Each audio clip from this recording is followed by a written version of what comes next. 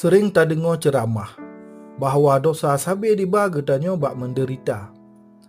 Kon mantong di dunia tapi sampau akhirat. Pakon lon letat ku pegak salah.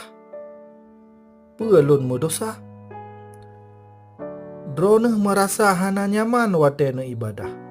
Hati merasa berat karena na perasaan masalah.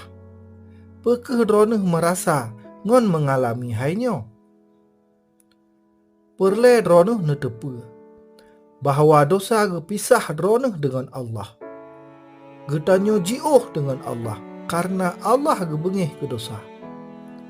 Gopnyan maha suci. Jadi kiban cara droneh bebah dari dosa. Taubat.